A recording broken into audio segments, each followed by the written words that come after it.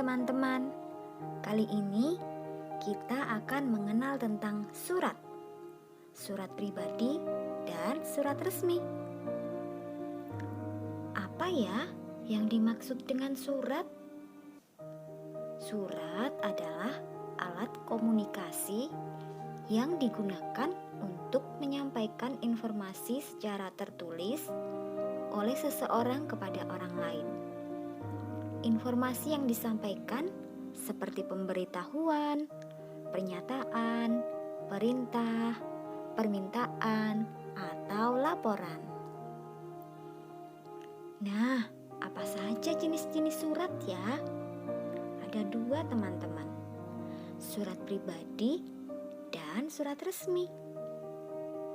Surat pribadi adalah jenis surat yang berisi keperluan pribadi yang biasanya ditulis secara pribadi dan ditujukan kepada orang lain dengan tujuan menyapa, bertukar kabar, dan lain-lain.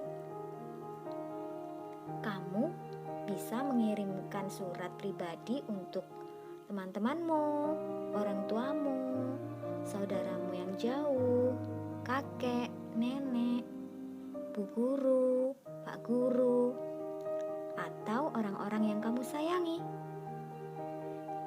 Nah, kalau surat resmi adalah surat yang digunakan untuk kepentingan resmi, baik perseorangan, instansi, maupun organisasi. Misalnya undangan, surat edaran, dan surat pemberitahuan. Nah, berikut adalah contoh surat resmi. Ditandai dengan adanya kepala surat atau kop surat yang berada di paling atas. Kemudian ada tanggal penulisan surat berada di sebelah kanan atas. Lalu ada nomor surat, lampiran, dan perihal surat, biasanya sejajar dengan tanggal penulisan surat. Kemudian ada alamat surat, berada di bawahnya nomor surat, lampiran, dan perihal surat. Kemudian di bawahnya ada salam pembuka, dilanjutkan dengan pembuka surat atau paragraf pembuka, dan isi surat. Kemudian penutup surat, dan diakhiri dengan nama dan tanda tangan pengirim surat. Nah, sekarang kita lihat contoh cara membuat surat pribadi.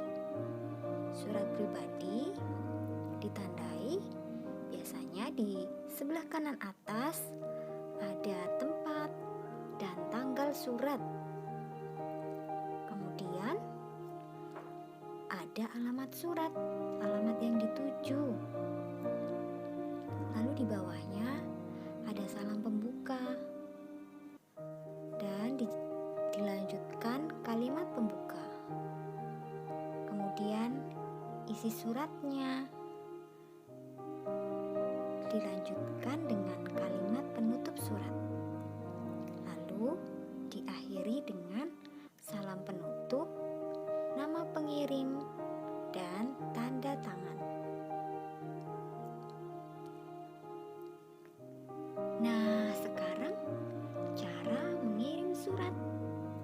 Pertama, masukkan surat ke dalam amplop. 2. Sematkan perangko sebagai bukti pembayaran. Oh iya teman-teman, ada hal menarik mengenai perangko ini loh teman-teman. Perangko ini di setiap negara memiliki bentuk, corak, desain yang berbeda-beda. Sampai pada akhirnya ada orang-orang yang suka mengumpulkan jenis dan bentuk perangko ini. Nah, orang orang yang suka mengumpulkan perangko disebut filatelis. Nah, cara mengirim surat yang ketiga, tuliskan nama dan alamat orang yang menjadi tujuan pengiriman surat. Jangan lupa tuliskan juga nama dan alamat pengirim di bagian belakang amplop. Terakhir, kirimkan surat yang sudah dituliskan ke kantor pos. Nah, begitu tentang surat. Teman-teman sudah mengenal macam-macam surat dan bagian-bagian surat, juga cara mengirim surat.